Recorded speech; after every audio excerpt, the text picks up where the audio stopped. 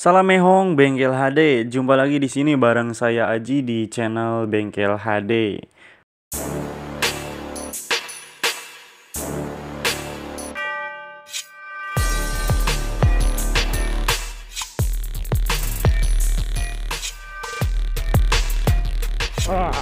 Alhamdulillah, alhamdulillahirabbil alamin.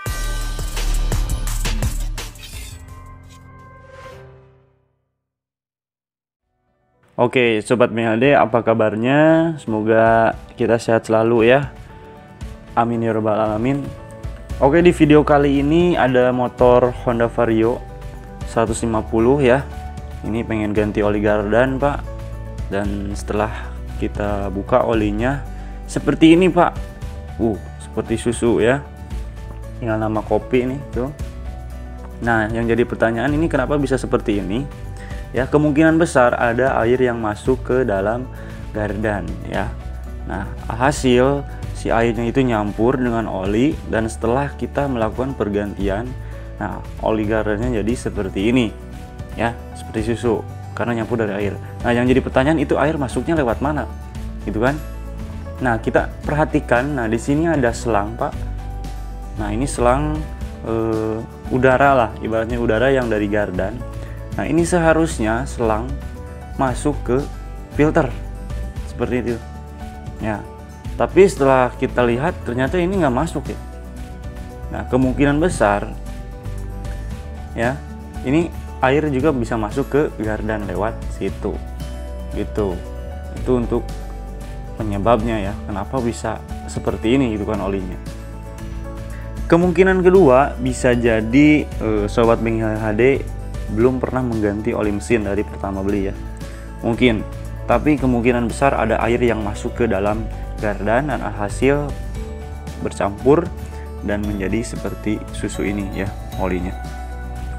Oke Bang, jika sudah seperti ini ya, untuk antisipasinya ya, jika Sobat Bengkel HD menemukan kasus seperti ini kita harus kuras dulu ya gardannya dengan cara memasukkan oli ya yang agak bersih seperti ini. Nah, ini kita masukkan dulu.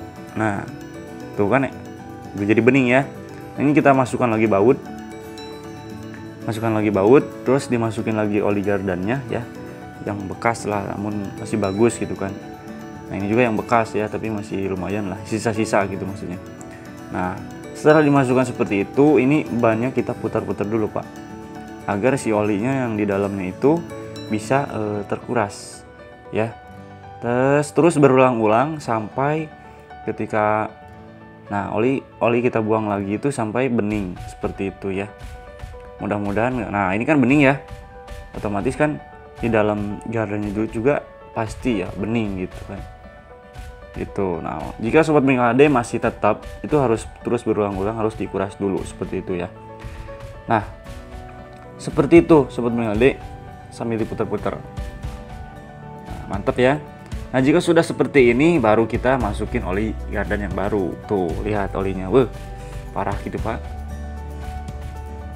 Nah, info aja ya, untuk informasi ya Sobat Bengkel HD, untuk pergantian oli gardan ini per 8.000 km ya, atau 8 bulan sekali ya, maksimalnya itu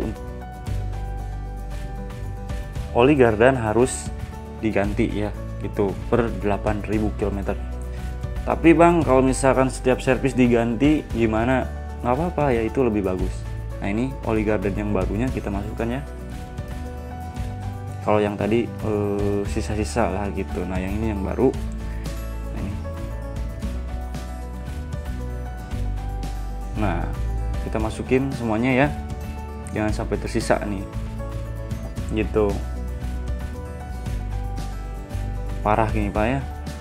Jadi emang sih kadang kalau yang ya bagi pemula mungkin ya, baru megang matic, pasti oli gardan ini terlupakan gitu. Apalagi misalkan kalau bengkelnya gak ngingetin atau apa gitu. Tapi seenggaknya Sobat Bengkel dia tahu ya. Nah, ini kita pasang, jangan lupa ringnya dipasang juga ya. Kalau nggak dipasang ringnya nanti bocor juga gitu.